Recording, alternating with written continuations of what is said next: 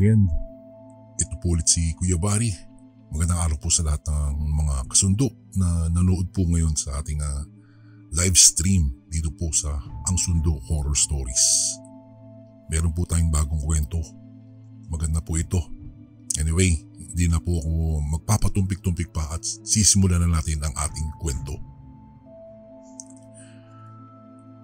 Magandang araw po sa inyo, Kuya Bari. Ako po si Ramon Villarin, tubong barangay San Isidro, Samar.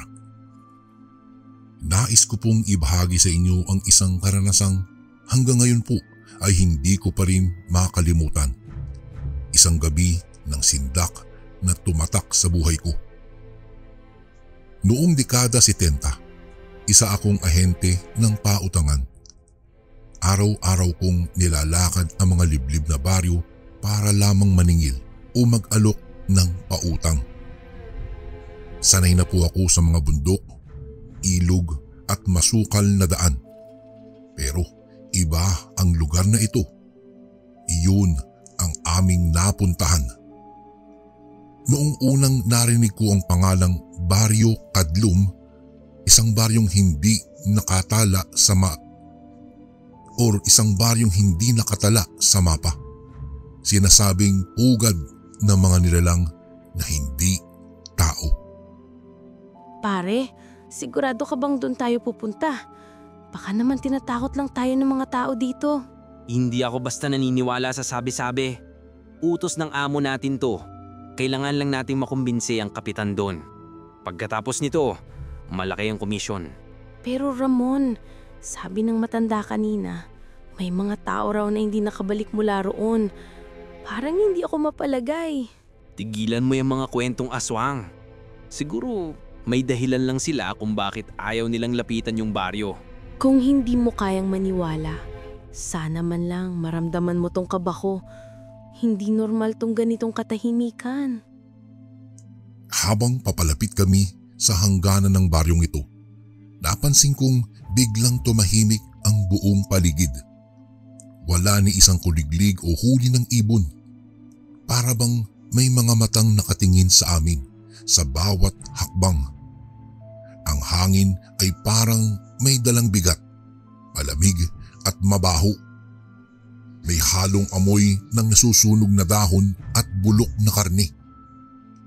Kahit sanay po ako sa gubat, Kuya Bari, ibang-iba ang pakiramdam ito. Or ibang-iba ang pakiramdam na iyon. Naisip kong baka dahil sa pagod lang ako, kaya ako kinakabahan. Pero sa totoo lang po, iba ang aking pakiramdam. Para bang may pumipigil sa akin na ituloy ko ang aking paglalakad.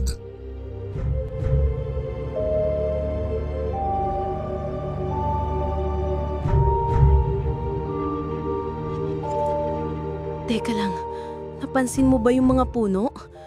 Parang itim ang mga dahon. Oo nga, parang sinunog.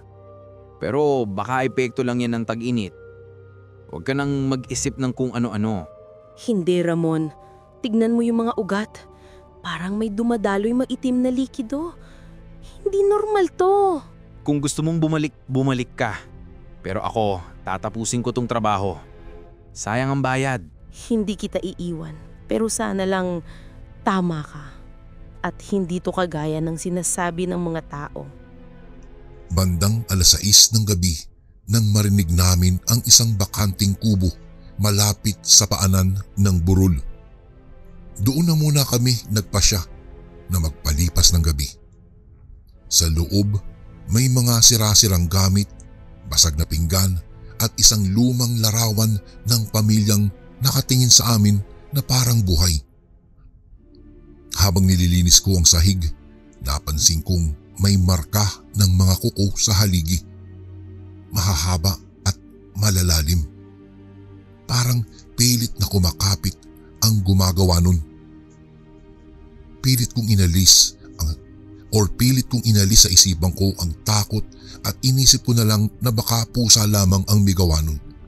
Ngunit nang maramdaman kong gumalaw ang sahig kahit walang hangin, napahinto ako sa aking paghinga. Nararamdaman mo ba yon? Parang may umaapak sa ilalim. Siguro, daga lang yan. Huwag kang matakot. Hindi daga yun. Mabigat yung tunog. Parang mga paa ng tao. Sige, kung gusto mo, buksan natin tong sahig. Huwag! Baka kung ano pa yan. Mas mabuti nang hindi natin malaman. Lumipas ang ilang minuto na walang nagsasalita sa amin. Ang tanging maririnig ay ang pagaspas ng kurtina at paghinga o ang paghinga namin.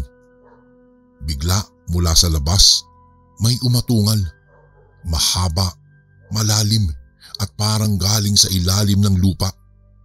Hindi po yun huni ng hayop. Napatingin ako sa kasamahan ko. Nanlaki rin ang mga mata niya. Pareho kaming hindi nakagalaw. Ilang saglit pa, may kaluskos sa labas na parang may humahaplos sa dingding. Para bang sinasadyang ipadama sa amin na hindi kami nag-iisa. Narinig mo yun? Diyos ko, ano yun? Tahimik ka lang. Huwag kang lalabas. Baka mga magnanakaw lang. Kung magnanakaw, bakit ganun yung tunog? Parang humahaplos sa dingding. Tigil mo yan. Wala yan. Baka hangin lang talaga. Kung hangin, bakit may anino sa labas? Tignan mo, gumagalaw. Lumingon ako sa maliit na bintana at doon ko unang nasilayan ang hindi ko malilimutan. Mayroong nilalang na nakatayo sa dilim. Mahaba ang kanyang buhok, maputla ang kanyang balat at kumikintab ang mga mata sa ilalim ng buwan. Hindi ako makasigaw. Parang natuyuan ng laway ang lalamunan ko, Kuya Bari. Nagtama ang tingin namin saglit at nang sandaling ito, alam kong hindi po iyon tao. Bigla na lang itong nawala na parang usok. Hinila ko ang aking kasama at sabay kaming napaluhod dahil sa takot. Ramon, nakita mo yun? Oo, pero baka guni-guni lang yun. Kung guni-guni, bakit pareho nating nakita? Nakatingin sa diretso sa atin. Tulog na tayo. Baka may tama lang tayo sa pagod. Hindi ako makakatulog, Ramon. Pakiramdam ko, hindi pa siya uwaalis. Hindi ko alam kung anong oras na nang tuluyan kong maramdaman ang pagbigat ng talukap ko. Pero kahit nakapikit po ako, alam kong hindi ako natutulog. Ang hangin sa loob ng kubo ay parang may halong bulong. Paulit-ulit na sumasabay sa ihip ng hangin. Wala akong marinig ng huni ng anumang kuliglig. Wala ring ingay ng mga insekto. Tanging pintig ng dibdib ko lamang ang bumabalik sa pandinig ko. Sa kabila ng takot, pinilit kong manatiling kalmado. Baka nga pagod lang ito, sabi ko sa sarili ko. Pero habang lumilipas ang oras, mas lalo kong nararamdaman na may mga matang nakamasid sa amin mula sa labas ng aming kubo. Ramon, gising ka pa ba? Oo, hindi ako makatulog. Parang may naririnig akong naglalakad sa labas. Ako rin. Kanina pa to. Akala ko ikaw mang umaakyat sa hagdan. Hindi ako gumagalaw. Simula pa kanina, nakatingin lang ako sa dingding. Kung ganun, sino yung naririnig kong humahaplos sa bintana? Sa sandaling iyon, napansin kong gumalaw ang kurtina kahit wala namang hangin. Bumuka ito ng bahagya at sa pagitan ng mga butas ng tela, nakita kong may aninong dumaan. Mabagal ang kanyang galaw. Parang isang babae na may mahaba at basang buhok. Hindi ko alam kung saan nanggagaling ang ilaw pero malinaw kong naaaninag ang hugis at nakikita ko ang mukha niya. Walang mata, walang bibig, puro balat na kulay abo. Napatayo na ako, pero bago pa ako makagalaw, biglang pumasok ang amoy ng nabubulok na karne. Ramon, may amoy kang naamoy? Oo, parang patay na hayop. Isara mo ang bintana! Hindi ko maisara. Parang may humahawak sa labas. Diyos ko, huwag mong tignan. Baka... Ramon, may kamay. Tumigil ang oras. Sa mismong sandaling iyon, may kamay na biglang lumitaw mula sa labas ng bintana. Payat, kulay abo at mahahaba ang kuko na parang matutulis na bakal. Hinila nito ang kurtina at sabay kumalmot sa dingding. Napaurong kami pareho at halos mapatid sa sarili naming mga paa. Pero sa halip na pumasok, biglang nawala ang kamay na iyon. Parang natunaw sa hangin. At tanging bakas ng mga kalmot ang kanyang iniwan. Matapos ang ilang segundo, Kuya Bari, bumalik ang katahimikan. Ngunit ang amoy ng bulok na laman ay nanatili. Ramon, anong gagawin natin? Manatili tayo rito. Baka umalis din yon kapag dumating ang araw. Pero paano kung bumalik? Hindi ko na kaya to. Kapit ka lang. Pag gumalaw tayo ngayon, baka lalo tayong mapahamak. Mas pipiliin kong tumakbo kaysa mamatay dito sa takot. Lumipas ang ilang oras bago kami muling nakaramdam ng lakas ng loob. Sa labas, tila tahimik na ang paligid. Pero sa loob namin, pareho kaming hindi mapakali. Habang nakaupo ako sa sahig, napansin kong may maliliit na batong nakahanay sa gilid ng kubo. Parang sinadya ang ayos nito. Paikot at nasa gitna kami. Napaisip tuloy ako kung anong o may ibig sabihin ba ito? Marahil ito ay isang babala o baka naman ay panangga laban sa kung anuman ang nasa paligid namin. Ngunit ganun nga, bakit pa rin kami inabot ng nilalang kanina? O bakit pa rin kami naabot ng nilalang kanina? Ramon, napansin mo ba yung mga bato sa sahig? Oo, kanina pa yan nandyan. Akala ko dekorasyon lang. Hindi dekorasyon yan. Parang may hugis bilog. Tapos may mga tanda sa ibabaw. Kung ano man yan, huwag mo nang gagalawin.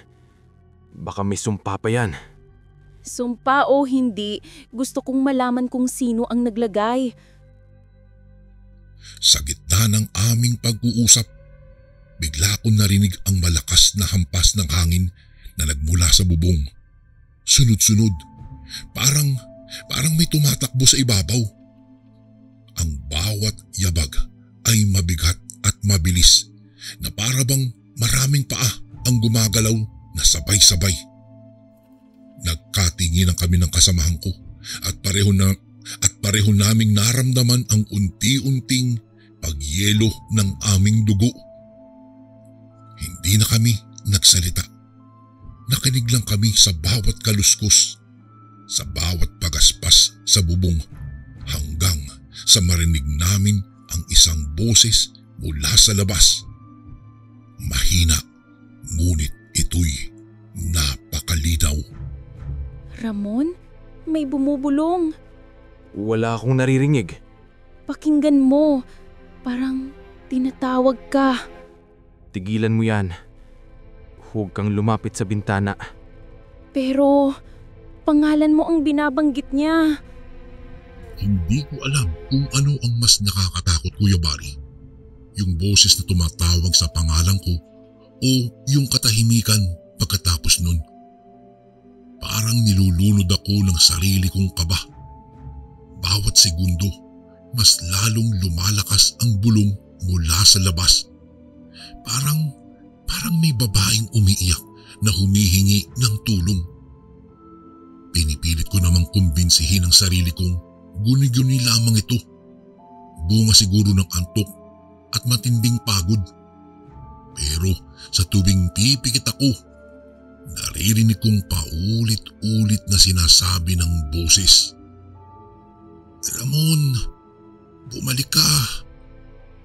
Hindi ko alam kung saan ako babalik pero alam kong hindi iyon boses ng isang tao. Ramon, kanina pa yan. Boses ng babae, di ba? Oo, pero parang kilala ko yung tono. Parang si Maria. Si Maria? Yung kasamahan natin sa opisina? Paano naman siya makakarating dito? Hindi ko alam pero pareho ang boses. Parang siya talaga. Ramon, walang Maria dito. Huwag kang lalabas. Nililing lang ka lang nun. Napakapit ako sa poste ng kubo. Tumitibok ang sentido ko. Ang boses ay lumipat mula sa labas papunta sa ilalim ng bahay. Sa ilalim, naririnig kong tila gumagapang ito. Papalapit habang ang mga kahoy sa sahig ay unti-unting nag-iingay. Lumalangit-ngit. Parang may pumapasok na mabigat na bagay. Ang amoy ng bulok na laman ay muling bumalik. Ngayon, mas matapang na. Nagdasal ako sa aking isip. Umaasang lilipas din ito. Ngunit sa halip na mawala po, biglang tumigil ang lahat. Biglang tumahimik. At sa mismong katahimikan, narinig ko ang malalim na buntong hininga na parang mula sa ilalim ng aking kinauupuan. Naririnig mo yung hinga? Oo, parang may tao sa ilalim natin. Hindi to tao. Ramdam ko, iba yung pakiramdam. Parang malamig na humahaplo sa balat. Kunin mo yung lampara. Silipin natin. Ramon, huwag. Kapag nakita mo yan, baka hindi na tayo makaalis dito ng buhay. Hindi ko na napigilan ang sarili ko, Kuya Bari. Dahan-dahan kong binaba ang lampara sa sahig at inilapit sa pagitan ng mga siwang ng kahoy. Doon ko nakita. May dalawang mata na kumikintab sa ilalim. Kulay pula at parang nag-aapoy. Humihinga ito pero hindi tao ang kanyang tunog. Parang halakhak ng aso na humahalo sa iyak ng isang sanggol. Napaatras ako sa gulat at nabitawan ang aking lamparang hawak. Kumalat ang apoy sa sahig na kaunti bago ko ito mapatay. Nang muli akong tumingin sa sahig, wala na yung mga mata. Pero sa labas, narinig ko ang mga yabag na tila papalayo, papunta sa kagubatan. Ano yung nakita mo? Hindi ko alam kung paano ko ipapaliwanag. Parang hayop, pero may mukha ng tao. Diyos ko, kailangan nating umalis dito bago mag-umaga. Saan tayo pupunta? Wala tayong alam na daan. Kahit saan, basta malayo rito. Hindi na ligtas ang lugar na to. Napakadilim pa rin ng paligid, pero alam naming kailangan naming kumilos. Kinuha ko ang mga gamit. Iniwan ko na ang mga hindi kailangan at dahan-dahan kaming lumabas ng kubo. Ang simoy ng hangin ay parang nagyeyelong usok na tumidikit sa aming mga balat. Habang naglalakad kami sa daan, napansin kong nagbabago ang paligid. Yung mga puno, parang gumagalaw. Nagkakapalit-palit na ang pwesto. Ang daan na dinadaanan namin kanina ay tila naglalaho sa bawat hakbang namin. Pero hindi kami nasa parehong lugar. Ramon, yung daan, hindi ito yung dinaanan natin kanina. Imposible. Diretso lang tayo. Wala tayong nilikong kanan o kaliwa. Tignan mo yung mga puno. Pare-pareho ang itsura. Parang umiikot lang tayo. Manahimik ka muna. Baka marinig tayo ng kung sino man yung nasa paligid. Kung ganun, baka wala na talaga tayong labasan. Tumigil kami sandali sa gitna ng daan. Sa malayo may liwanag kaming nakita. Mahina, ngunit malinaw. Akala namin ay bahay. Pero habang kami papalapit, napansin naming parang apoy lang na lumulutang. May hugis, oo, ngunit walang katawan. Isa, dalawa, tatlo, hanggang sa 5. Lumulutang sila sa ere. Paikot sa amin na parang mga alitaptap na nagbabantay. Nakaramdam tuloy ako ng matinding lamig at bago ko pa maialis ang tingin ko, narinig kong muli ang boses. Yung tinig na tinatawag ang pangalan ko. Ngayon, mas malinaw na at mas malapit. Ramon, nandiyan na naman yung boses. Saan galing yun? Hindi ko alam, pero parang nasa likod ko. Huwag kang lilingon. Pero tinatawag niya ako. Baka kailangan niya ng tulong. Ramon, huwag kang tatakbo. Huwag kang lalapit. Pag sumagot ka, baka hindi na ikaw ang bumalik. Hindi ko na alam kung ano ang totoo. Sa bawat hakbang naming papalayo, parang mas lalo kaming nilulunod ng dilim. Ang mga ilaw na kanina'y paikot sa amin ay naglaho na. Ngunit naiwan ang malamig na hangin at boses na patuloy na tumatawag sa pangalan ko. Sa sandaling iyon, Kuya Bari, alam kong hindi na kami basta-basta napadpad lang sa isang baryo. Para kaming naanyayahan.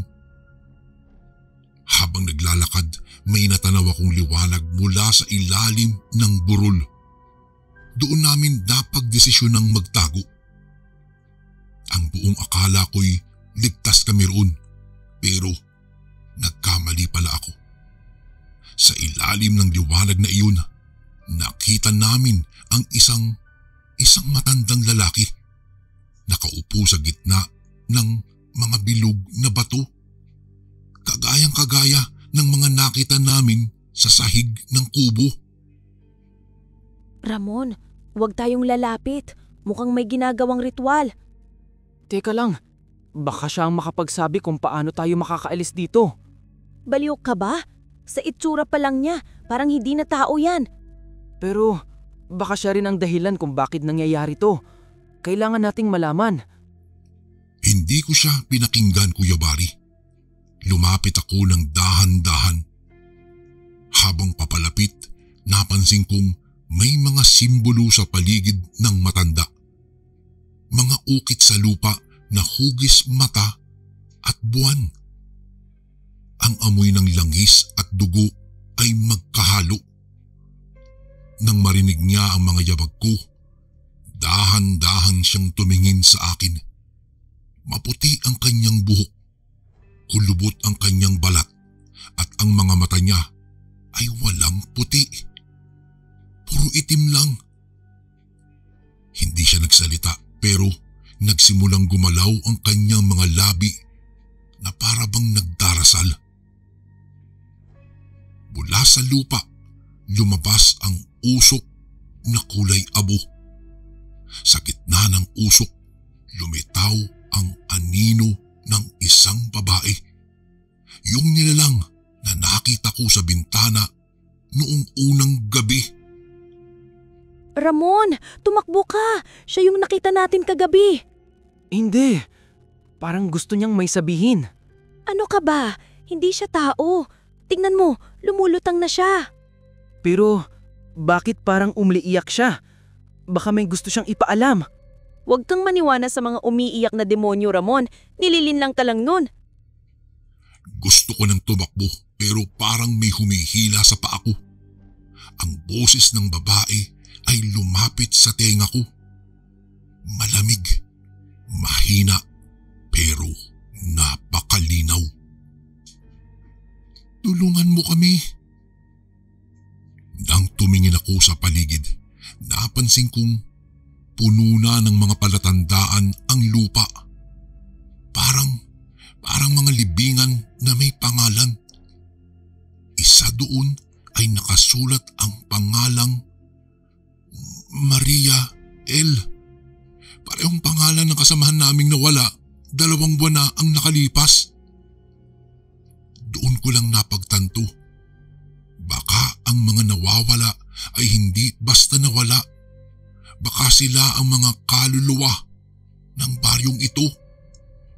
Naramdaman kong lumapit ang matanda sa likuran ko at marahang ibinulong sa tenga ko. Hindi ka na makakaalis, Ramon. Ramon, anong ginagawa niya sa'yo? Huwag kang lalapit. Parang hindi ko makuntol ang katawan ko. Pilitin mong gumalaw. Labanan mo yan.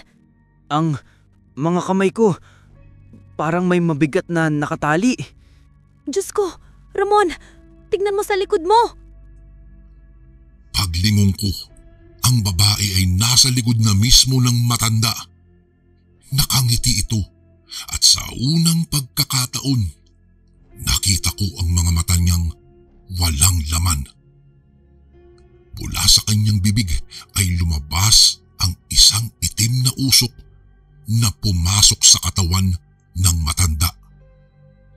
Sa iglap na iyon, nagbago bigla ang hitsura ng matanda. Tumayo siya ng tuwid. Bumata ang kanyang muka at ang mga mata niya ay nagningning ng pula. Lahat ng hangin sa paligid ay biglang huminto. Ramdam kong hindi ako makahinga. Ngunit bago tuluyang magdilim ang paningin ko, biglang may sumigaw mula sa hindi kalayuan. Isang lalaki na may dalang ilawan. Uy, tumakbo kayo. Huwag kayong tatayo dyan. Sino ka? Hindi yan mahalaga. Kung ayaw niyong mamatay rito, sumunod kayo. Pero Wala ng oras. Kapag nagdikit ng mga anino, hindi na kayo makakaalis dito. Dali-dali kaming tumakbo papunta sa kanya. Iniwan ang matanda at ang nilalang na ngayon ay naglalaho sa usok. Hindi na kami lumingon. Habang tumatakbo kami sa gitna ng dilim, ramdam kong may mga mata pa ring nakasunod sa amin mula sa mga puno. Hindi ko alam kung papaano, pero nakalabas kami sa kakahuyan at biglang sumalubong sa amin ang liwanag ng araw. Nang lingunin ko muli ang daan papasok sa baryo, wala na roon ang mga puno. Puro bakanting lupa na lamang. Parang hindi talaga nag-exist ang lugar na iyon. Ang lalaking tumulong sa amin ay agad ding nawala nang hindi man lang nagpakilala. Ramon, tapos na ba? Hindi ko alam, pero parang nanonood pa rin sila. Sana hindi na natin balikan yung lugar na yon. Hindi ako makakatulog ng maayos habang buhay. Wala na akong balak. Ang mahalaga, nakalabas tayo. Pero, Ramon, bakit hanggang ngayon naririnig ko pa rin yung boses ng babaeng yung tuwing gabi? Magpas hanggang ngayon, Kuya Bari, tuwing gabi at tahimik na ang lahat, parang naririnig ko pa rin ang mahinang tinig na tila tumatawag sa pangalan ko. Minsan sa panaginip, minsan sa hangin. Hindi ko na nga alam kung dala lang iyon ng takot o may bahagi sa akin na naiwan sa baryo ng Kadlum. Isa lang siguro. Siguro may mga lugar sa mundo na hindi na dapat marating. At minsan, kapag tinawag ka nila, hinding-hindi ka na lubos na makakabalik. Hanggang dito na lang po ang aking kwento, Kuya Bari. Maraming salamat po. Lubos na gumagalang, Ramon. Okay, mga kasundo, isang napakagandang kwento. Tumungo naman tayo sa ating discussion. Sa tingin mo, bakit tinatawag ng boses si Ramon? Sa pangalan niya, no? Kahit hindi niya ito kilala. Maaring ang boses ay kaluluwa ng mga taong nawala sa baryo at gusto nilang makuha ang tulong ni Ramon upang mapalaya siguro sila ng sumpa. Kung ikaw si Ramon, lalapit ka ba o tatakbo? Comment nyo na lang ang answers nyo. No? Ano sa tingin mo ang simbolo ng mga bilog na bato sa paligid ng kubo? Siguro maaring ito ay proteksyon laban sa masasamang espiritu o kaya naman ay bahagi ng ritual upang itali ang kaluluwa ng mga dumaraan.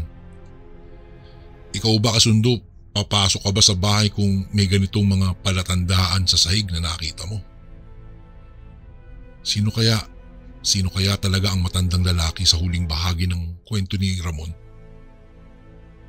Posibleng ito po ay tagapangalaga o pinuno ng mga nilalang doon sa baryong iyon. Isang dating tao na ginawang tagabantay ng mga kaluluwang nakakulong. Sa tingin mo, siya ba ay mabuti o masama? Bakit kaya laging nagkakaroon ng kakaibang amoy? Yung amoy ba ng bulok na laman, bulok na dugo at langis bago lumitaw ang isang nilalang? Kadalasan nangyayari, no? Ito po ay parang warning. Siguro ito'y palatandaan ng presensya ng mga aswang o kaluluwang hindi po matahimik. Isa itong babala na merong paparating na panganib. So kung meron kang naamoy, alam mo na. Kung hinaamoy ka sa paligid mo, ano ang una mong gagawin? Bakit kaya tila pamilyar kay Ramon ang boses na tumatawag po sa kanya? Siguro ginamit lang nung nilalang yung boses ng kakilala niya para linlangin siya. O baka naman isa sa mga nawawalang kaluluwa ay dating kilala siya sa trabaho niya. Ikaw kasundo, may boses ka bang narinig minsan na parang kilala mo pero wala namang tao o kaya yung parang nasa bahay ka, naliligo ka, bigla kang tinawag ng anak mo, ng asawa mo, nakaboses. Paglabas mo ng banyo o kung saan man, tatanungin mo siya, bakit mo ako tinawag? Magugulat yung asawa mo, yung anak mo. Hindi kita tinatawag pa or mahal, hindi naman kita tinatawag eh. Madalas nangyayari po sa akin yan. Anyway, ano ang sinisimbolo ng baryo na hindi nakatala sa mapa? Siguro ang baryo ay sumisimbolo sa mga lihim ng mundo na hindi dapat pinapakialaman na. Mga lugar kung saan ang pagitan ng buhay at kamatayan ay manipis lamang. Kasundo, na sininiwala ka bang may mga baryong ganito talaga sa Pilipinas? Yung para bang tinatawag nilang Biringan. Isang lugar o isang city na bigla na lang lilitaw pero pag binili ka mo wala na. Isang beses lang ito magpapakita. Nakakilabot, no? Anyway, bakit kaya hindi lumingon si Ramon kahit tinatawag siya ng boses? Siguro alam niya kapag lumingon siya, maari siyang makuha o mapalitan ng nilalang na nasa dilim. Sa mga lumang paniniwala, ang paglingon ay pagbubukas ng kaluluwa. So parang pag nilingon mo or sinagot mo, parang inaakit mo sila. Ikaw ba malalampasan mo kasundo na hindi lumingon o kung tinatawag ang pangalan mo sa dilim? Pag binanggit yung pangalan mo, nilingon ka ba o hindi? Sa huli po, sino sa palagay mo ang lalaking tumulong sa kanila? Para sa akin, maaring ito po ay isang espiritu din na dating nabiktima din dun sa baryong yun, na tumulong para mailigtas sila o baka siya mismo ang nilalang na nagbibigay ng paalaala. Tingin mo, totoo ba siyang tao o bahagi rin siya ng sumpa ng baryo? Isa din ba siyang elemento o isa rin siyang aswang? Comment mo na rin sagot mo. Ano ang mas kinatatakutan mo sa buong kwento? Ang mga nilalang o ang baryo mismo? Ang baryo dahil ito ang mismong pinagmumula ng sumpa. Ang mga nilalang ay produkto lang ng kadilimang nanananahan doon. Kung sakaling may ganitong baryo sa probinsya mo, papasukin mo ba? Ang huli kong tanong, bakit kaya kahit nakalabas na si Ramon, patuloy pa rin na naririnig niya ang tinig ng babaeng iyon tuwing gabi? Siguro po marahil bahagi ng kaluluwa ni Ramon ay naiwan sa baryo o baka isa sa mga kaluluwang iyon ay sumusunod sa kanya or sumunod sa kanya bilang paalaala na hindi pa tapos ang kanyang kwento. Sa tingin mo, dapat bang balikan ni Ramon ang baryong iyon para tapusin ang sumpa? Mga kasundo, maraming salamat po sa pagpapanood po ng ating live stream dito po sa Ang Sundo Horror Stories. At ako po'y natutuwa dahil kayo po ay nakikinig sa akin. Muli, ito po si Kuya Bari at ako ang Sundo. God bless po and ingat po dyan. And again, maraming salamat po mga kasundo. Don't forget to subscribe and i-click nyo lang po yung bell na button para updated po kayo sa mga upcoming videos namin na paparating. Maraming salamat po ulit. God bless and ingat po lagi dyan. Ito po si Kuya Bari at ako ang Sundo.